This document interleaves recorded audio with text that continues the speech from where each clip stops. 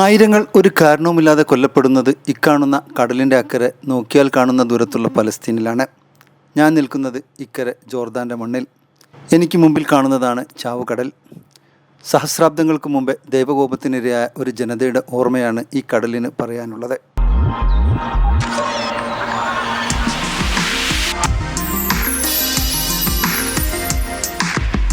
ജെറുസലം ഉൾപ്പെടുന്ന ഇന്നത്തെ പലസ്തീന് പുറത്ത് മുസ്ലിങ്ങൾക്കും ക്രിസ്ത്യാനികൾക്കും യഹൂദർക്കും ഒരുപോലെ പ്രധാനപ്പെട്ട രാജ്യമാണ് ജോർദാൻ.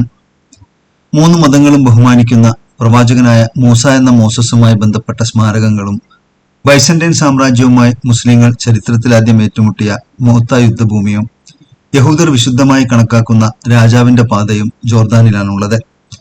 യേശുക്രിസ്തുവിന്റെ ജ്ഞാനസ്നാനം നടന്ന നദിയുടെ പേരിലാണ് ഈ രാജ്യം അറിയപ്പെടുന്നത് തന്നെ.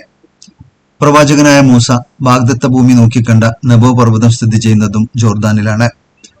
മുഹമ്മദ് നബിയുടെ കസിൻ ജാഫർ ബിൻ അബി താലിബിന്റേതും വളർത്തുപുത്രൻ സയ്യിദ് ബിൻ ഹാരിസയുടേതും അബ്ദുല്ല ബിൻ റവാഹയുടേതും ഉൾപ്പെടെ മൂത്ത യുദ്ധത്തിൽ രക്തസാക്ഷികളായ പ്രമുഖ സഹാബിമാരുടെ മൃതികുടീരങ്ങൾ ജോർദാനിലാണുള്ളത്. ഇസ്രായേലിന്റെ അന്താരാഷ്ട്ര അതിർത്തി കൂടിയാണ് ജോർദാൻ നദി. ലൂത്ത് എന്ന പ്രവാചകന്റെ ജനത അധിവസിച്ചിരുന്നതെന്ന് തോറയും ബൈബിളും ഖുർആനും പരിചയപ്പെടുത്തുന്ന സോദോം നഗരമാണ് ഇസ്രായേലിനും ജോർദാനും ഇടയിലെ ചാവുകടലിനടിയിലുള്ളതെന്നാണ് സങ്കല്പം.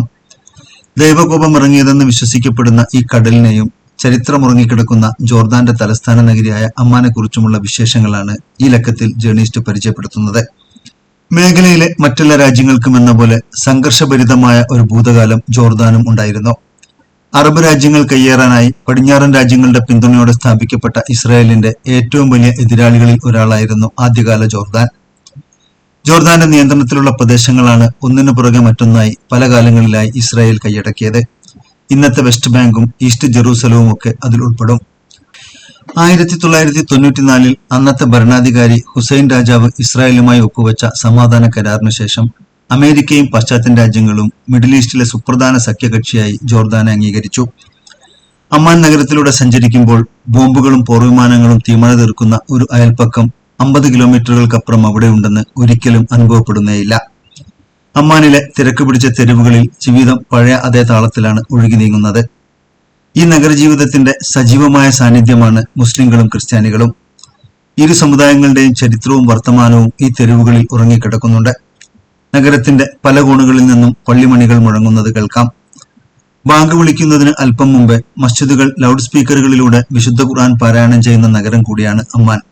പൊതുവെ അറബ് രാജ്യങ്ങളിലൊന്നും ഇങ്ങനെയൊരു പതിവില്ല.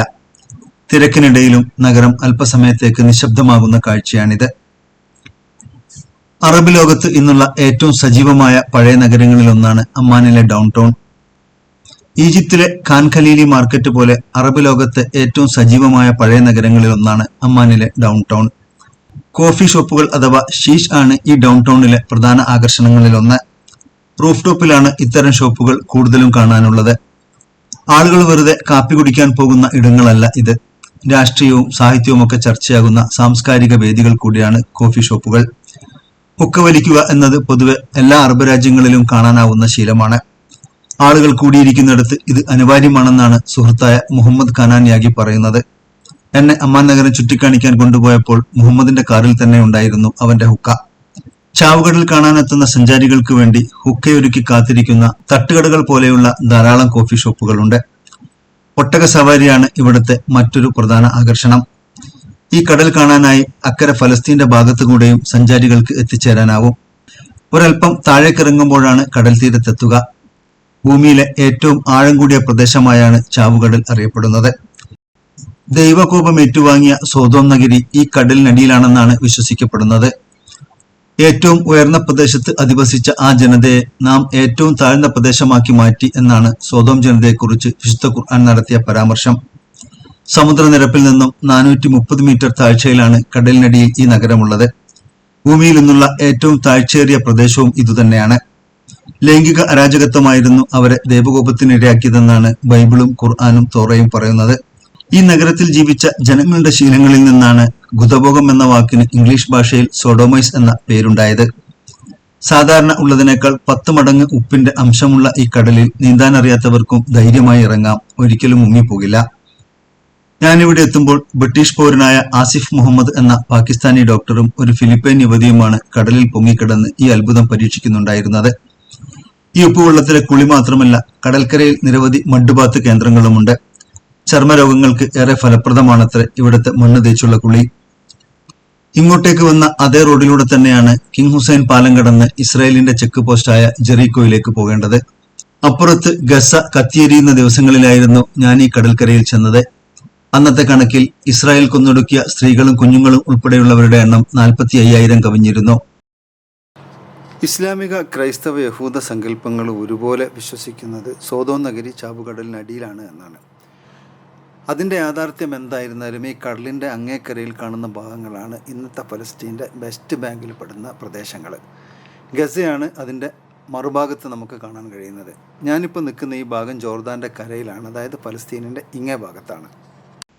ജോർദാന്റെ ഗ്രാമീണ മേഖലയിലാണ് ചാവുകടൽ സ്ഥിതി ചെയ്യുന്ന പ്രദേശം. ഈ ഭാഗങ്ങളിലെ കൃഷിയും കച്ചവടവും ജനജീവിതവും ഇന്ത്യൻ ഗ്രാമങ്ങളെയാണ് ഓർമ്മിപ്പിക്കുന്നത്. അത്രയൊന്നും പുരോഗതി കൈവരിച്ചിട്ടില്ലാത്ത ഇടത്തരം ടൗണുകൾ. വഴിയരികിലെ ഒഴിഞ്ഞ പ്രദേശങ്ങളിൽ ആടിനെ മേക്കുന്നവരെ കാണാം.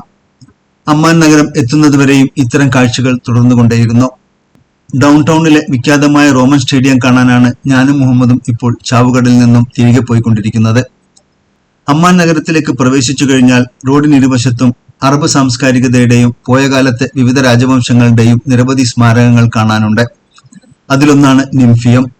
ഗ്രീക്ക് സങ്കല്പമനുസരിച്ച നിംഫ് എന്ന പ്രകൃതിയുടെ ദേവതയെ, പ്രത്യേകിച്ച് അരുവികളുടെയും കാടിന്റെയും സംരക്ഷകയായ ദേവതയെ ആരാധിക്കാനായി 2-ാം നൂറ്റാണ്ടിൽ നിർമ്മിക്കപ്പെട്ട ക്ഷേത്രമാണ് നിംഫിയം. ഒരു ജലധാരയാണ് അതിനകത്ത് ഇപ്പോഴുള്ളത്. വഴിയരികിൽ കാണുന്ന കോട്ടകൾ പോലെയുള്ള ഈ കെട്ടിടങ്ങൾ ഉസ്മാനിയ കാലഘട്ടത്തിന്റെ ശേഷിപ്പുകളാണ്. ചുണ്ണാമ്പ് കല്ലുകൊണ്ട് പണിത ഈ കെട്ടിടങ്ങൾക്ക് 100 വർഷത്തിലേറെ പഴക്കമുണ്ട്.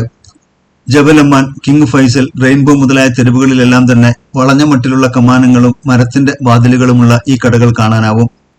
അതേസമയം ജോർദാന്റെ പാരമ്പര്യ മാതൃകയായി ഇതിനെ അംഗീകരിച്ച് പുതിയ കാലത്തും നിരവധി ബിൽഡിങ്ങുകൾ ഇത്തരം കമാനങ്ങളോടുകൂടി നിർമ്മിക്കുന്നുണ്ട്. ഹാഷ്മേറ്റ് പ്ലാസ, ഡ്യൂക്സ് ദിവാൻ മുതലായ ബിൽഡിങ്ങുകൾ ഉദാഹരണം.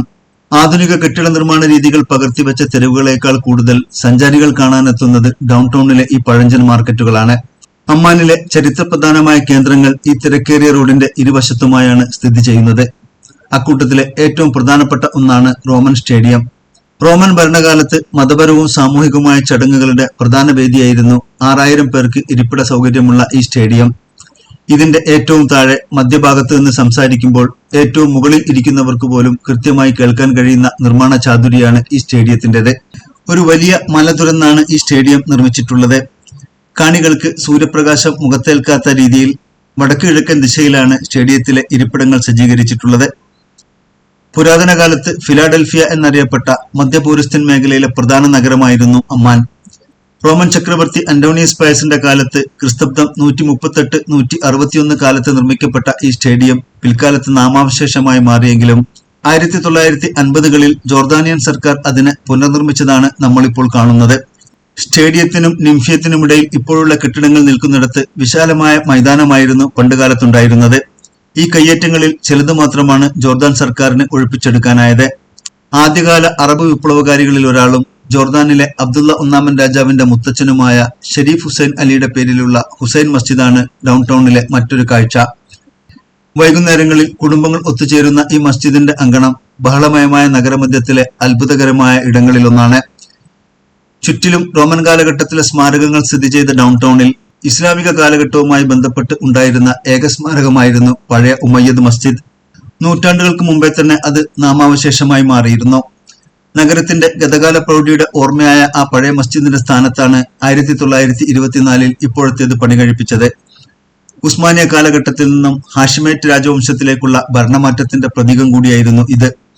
ഇന്നത്തെ ജോർദാനിലെ ആദ്യത്തെ ആധുനിക കെട്ടിടമെന്ന ബഹുമതിയും ഈ മസ്ജിദിനുണ്ട്.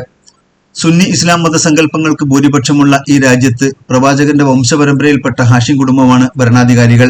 ഇസ്രായേലുമായി മിഡിൽ ഈസ്റ്റിൽ ഏറ്റവും മികച്ച ബന്ധങ്ങൾ പുലർത്തുമ്പോഴും അമ്മാനിലെ തെരുവുകളിൽ പലസ്തീനെ ഓർമ്മിപ്പിക്കുന്ന നെയിം ബോർഡുകളുള്ള കടകൾ ധാരാളമുണ്ട്. പലസ്തീൻ അനുകൂല പ്രകടനങ്ങൾ അനുവദിക്കുന്നുണ്ടെങ്കിലും സോഷ്യൽ മീഡിയയും മറ്റും കർശനമായ സർക്കാർ നിരീക്ഷണത്തിലാണ്. ഡൗൺ ടൗണിന്റെ മറ്റൊരു പ്രത്യേകതയാണ് വഴിയരികിലുള്ള പുസ്തകക്കടകൾ. പലസ്തീന്റെ ചരിത്രം പറയുന്നവയാണ് തെരുവുകളിൽ വിൽക്കാനിട്ട പുസ്തകങ്ങളിൽ മഹാഭൂരിപക്ഷവും. Which अच्छा street? street. This street before the name of street of library and the street of money. Because too much library and banks. അമ്മാനിലെ പേരുകേട്ട മിഠായിക്കടയാണ് ഹബീബ ബേക്കറി. നബലൂസ് ശൈലിയിലുള്ള ഇവിടുത്തെ കുനാഫക്ക് അറബ് രാജ്യങ്ങളിൽ എല്ലായിടത്തും പേരും പെരുമയുമുണ്ട്. ബക്ലാവ, മാമൂൽ, ബസ്ബൂസ, അത്തായിഫ്, ഹലീബ് തുടങ്ങിയ പരമ്പരാഗത അറേബ്യൻ മധുരങ്ങൾ ഹബീബ ബേക്കറിയിലുണ്ട്. ആളുകൾക്ക് ഇരിക്കാനും മറ്റും സൗകര്യമില്ലെങ്കിലും ഈ ഇടനാഴിയിൽ തിരക്കൊഴിഞ്ഞ നേരമില്ല. ഏറ്റവും ചുരുങ്ങിയത് 10 പേരെങ്കിലും മിഠായി വാങ്ങാനായി ക്യൂവിൽ നിൽക്കുന്നുണ്ടാകും.